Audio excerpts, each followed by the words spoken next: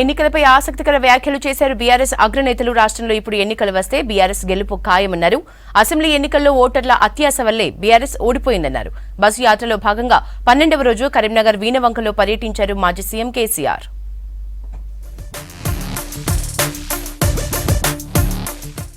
ప్రజలు ఎక్కువ ఆశపడటం వల్లే ఎన్నికల్లో తాము ఓడిపోయామన్నారు మాజీ సీఎం కేసీఆర్. ఇప్పుడు ఎన్నికలు వస్తే బీఆర్ఎస్ కు అధికారం ఖాయమన్నారు. కరీంనగర్ వీణవంకలో బీఆర్ఎస్ ఆత్మీయ సమ్మేళనానికి హాజరైన కేసీఆర్ కాంగ్రెస్ బీజేపీలపై తీవ్ర విమర్శలు చేశారు. చాలా సింపుల్ అండి, ఏం లేదు బ్రహ్మరాశి. మనోళ్ళకి జర అలవాటు కదా, జర మంచిగా కాగానే ఉబ్బుడు, జరంతా ఎటమెటం కాగానే సగ్గుడు, ఇదంతా మనకు అలవాటు. మన తెలంగాణ ఏమైంది, మంచిగా మిషన్ భగీరథ నీళ్ళు వచ్చినాయి, ప్రతి ఇంట్లో నల్ల వచ్చింది, 24 గంటల కరెంట్ వచ్చింది, రైతు బంధు వస్తూనే ఉండే, ఆడిపోతుంది, ఇవన్నీ అయిపోయినాయి. వాడేమో 5,000 ఎక్కిస్తా అంటాడు కదా, 2 అక్కడ 4,000 పెన్షన్ అంటాడు కదా. అత్యాశ పోయి మంచిగా ఉన్నది కదా అని మనం అనుకుంటే మంచిగా ఉన్నదని చెప్తాం అనుకుంటే హామీల అమలులో కాంగ్రెస్ రాహుల్ గాంధీతో అబద్దాలు ఆడిస్తోందన్నారు మాజీ మంత్రి హరీష్ రావు. నిర్మల్ సభలో రాహుల్ గాంధీ చేసిన వ్యాఖ్యలను తీవ్రంగా ఖండించారు. 100 రోజుల్లో 6 గ్యారెంటీలు అమలు చేయనందుకు రాహుల్ క్షమాపణ చెప్పి ఓట్లు అడగాలన్నారు.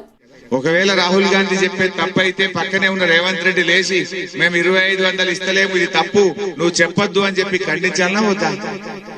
ఇద్దరు కలిసి కూర్చొని ఇయ్యని 2,500 రూపాయలు రాష్ట్ర మహిళలకు ఇస్తున్నామని, 6 గ్యారెంటీలు అమలు చేస్తున్నామని ఈ రోజు ఈ రాష్ట్ర ప్రజల్ని కాంగ్రెస్ పార్టీ మరోసారి బురిడి కొట్టించాలని చూస్తున్నది.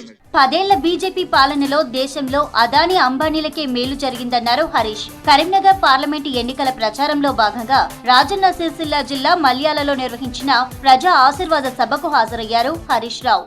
మొన్న అసెంబ్లీ ఎన్నికల్లో కాంగ్రెస్ వాళ్ళు వచ్చి మార్పు మార్పు మార్పు అన్నారు, మీకంటే మంచిగా చేస్తాము అన్నారు.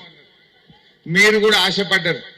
సరే కేసీఆర్ 10 ఏళ్ళు చేసిండు కదా, వీళ్ళు ఇంకేదో మంచిగా చేస్తామంటున్నారు, కాంగ్రెస్ వాళ్ళు మార్పు అంటున్నారు, మంచిగా చేస్తామంటున్నారని మీరు ఓట్లు వేసిండ్రు.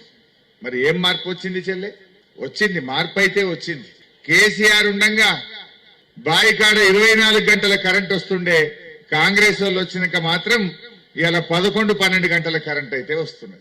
6 గ్యారెంటీల పేరుతో ప్రజలను మోసం చేసి అధికారంలోకి వచ్చిన కాంగ్రెస్ ఏ ఒక్క హామీలను అమలు చేయలేదన్నారు ఎమ్మెల్యే సబితా ఇంద్రారెడ్డి. మాజీ సీఎం కేసీఆర్ నేతృత్వంలోనే రాష్ట్రం ఎంతో అభివృద్ధి చెందిందన్నారు. రంగారెడ్డి జిల్లా చేవెళ్ల నియోజకవర్గం కౌకుంట్లలో బీఆర్ఎస్ ఎంపీ అభ్యర్థి కాసాని జ్ఞానేశ్వర్ తరపున గడప గడపకు ప్రచారాన్ని నిర్వహించారు.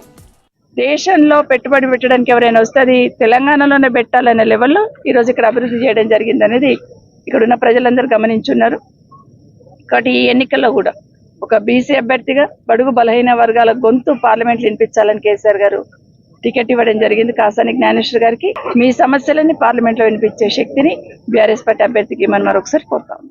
మోదీ రాహుల్ గాంధీ తెలంగాణ ఓట్లు దండుకోవడానికి ఉచిత ప్రసంగాలు చేస్తున్నారని విమర్శించారు బీఆర్ఎస్ నేత పొన్నాల లక్ష్మయ్య.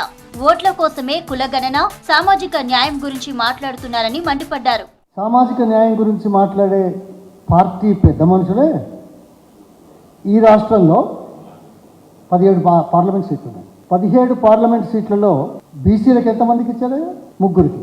ఎస్సీలలో 3, అత్యధిక శాతం ఉన్న వర్గానికి ఇవ్వకుండా అల్పసంఖ్యాకంగా ఉన్న తక్కువగా ఉన్న శాతానికి 3 సీట్లు ఇచ్చారు. కాంగ్రెస్లో చేరిన తర్వాత కూడా సామాజిక కోణంలో న్యాయం చేయలేని దౌర్భాగ్య స్థితిలో ఉండి ఇంత పెద్ద పెద్ద మాటలు మాట్లాడుతున్నారయ్యా. పద్మశ్రీ దర్శనం మొగులయ్యకు ఆర్థిక సాయం చేశారు BRS working president KTR. Mogulaiah కూలి పని చేసుకుంటున్నట్లు వచ్చిన వార్తలపై స్పందించిన కేటీఆర్ ఆదుకుంటామని హామీ ఇచ్చారు. కేటీఆర్ చేసిన సాయానికి ధన్యవాదాలు తెలిపారు మొగులయ్య.